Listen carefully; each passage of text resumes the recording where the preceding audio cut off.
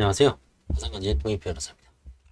이번 시간에 파산관제인의 권한 여러 가지가 있는데 좀 쪼개서 파산재단의 관리에 대해서 한번 보겠습니다. 어떤 걸 의미하는지.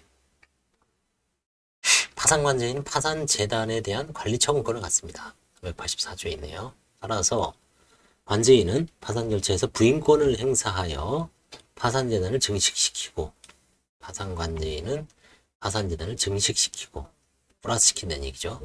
파산재단 소속 재산을 관리 처분하여 금전으로 환가하거나 채권조사에 있어서 부당한 파산 채권의 주장에 대하여 이의를 진술하고, 이게 이제 요즘 화두로 떠오르고 있죠. 이것 때문에 이제 선임하는 경우도 있습니다. 채권조사, 수많은 채권자, 특히 이해관계가 많은 다단계 사기라든지 코인 관련, 그다음에 지역주택조합 이런데 이제 채권조사를 해보면 특정 채권자가 짜고 부당한 파산 채권 많이 배당받으려고 불리는 경우가 있죠. 그럴 때 그냥 관제인한테만 맡겨놓을 것인가, 관제인한테 의견서를 제출하고 같이 출석해서 이의 제기를 해야 됩니다. 물론 관제인도 제대로 하지만 관제인이 또 깜빡하고 모르고 못할 수가 있기 때문에 채권자들이 노력을 해야 됩니다. 정당하게 배당에 참가할 자격이 있는 채권자에 대한 파산들의 환가금을 배당하는 등의 권한을 갖는 배당권이 있습니다. 파산재단에 속하는 재산은 뭐냐?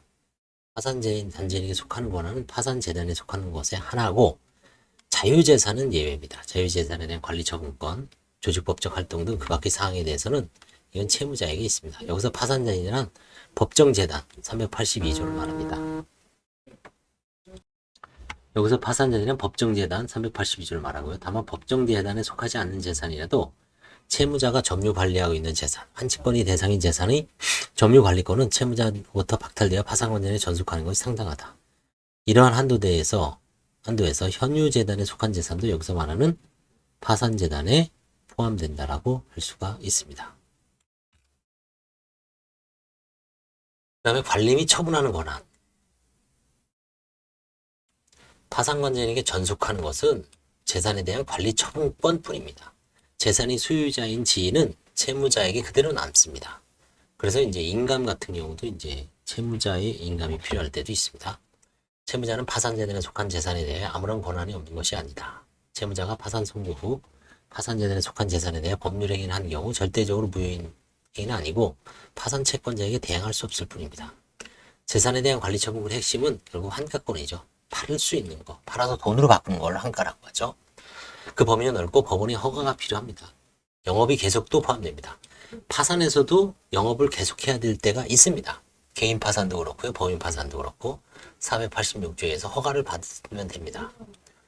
예를 들어서 영업점, 헬스장을 채무자가 운영하는데 이거를 좀 회원들도 있고 기존 회원들을 그대로 새로운 인수인한테 인수시키고 시설도 넘기고 할 때 좀 좋은 가격을 받고자 계속 관리를 해줘야 되죠. 영업을 계속 해야 되죠. 그런 경우에 이제 법원의 허가를 받으면 됩니다. 종업원의 고용 또는 해고 및 소송 수행권도 포함됩니다. 주주로서 주주총회에서 의결권을 행사하는 행위, 인도 등의 사실행위, 재산의 존속, 귀속, 내용의 변경에 영향을 미치는 행위를 할 권한도 포함됩니다. 파산재단에 속한 부동산에 관한 경매가 실행되는 경우 인도 의무 이행도 파산관제인이 관리처분권에 포함됩니다. 부동산 인도 명령의 상대방도 파산관제인이고 현실적으로 점유하고 있는 채무자는 아니다. 이걸 좀 잘못 알고 있었네요. 부동산 인도 명령의 상대방도 파산관제인이고 현실적으로 점유하고 있는 채무자는 아니라고 합니다. 파산채권, 담보권 등을 포기하는 의사표시를 수령할 권한도 포함됩니다. 채무자가 주주인 해소에 대한 해산명령 신청도 채무자의 파산관제인이 할 수 있습니다. 이게 우리나라에서는 저거지만 일본에서는 이 법인 해산명령이, 여기 이제 제가 예전에 일본 책을 공부할 때 옴진료의 극악무도한 옴진료의 종교법인 파산에 대해서 나옵니다. 그때도 이거 해산명령을 파산관제인이 했습니다. 우리나라에서는 아직 이런 경우는 제가 경험을 못해서 그런지 아직은 보도된 바가 없습니다. 파산관제인이 전속, 파산재단에 속하는 재산의 관리 처분권이 파산관제인에게 전속한 이후에는 채무자는 파산 절차에 관계해서 다른 재산에 대해 관리 처분 행위를 할 수 없습니다. 채무자의 관리 처분권이 파산관제인에게 전속하는 근거는 주식회사가 영업이 전부 또는 중요한 일부를 양도하는 경우 주주총회 결의가 필요하지만 주식회사 대하여 파산 선고가 된 이후에는 파산관제는 주총의 결의 없이 양도를 할 수 있습니다. 물론 허가사항입니다. 희생 절차에서는 법원의 허가를 얻어 관리인에 의한 주식회사 영업이 전부 또는 일부 양도의 경우 상법의 규정을 적용하지 않는다고 명시적으로 규정하고 있지만 파산 절차에 명문의 규정이 없습니다. 또한 파산관제인이 관리처분권도 별채권 행사보다는 뒤집니다. 별채권자가 적법하게 목적물에 대해 경매 등을 한 경우 관제인이 관리처분권은 상실됩니다. 별채권자가 가장 우선합니다. 그 다음에 관제인입니다. 감사합니다.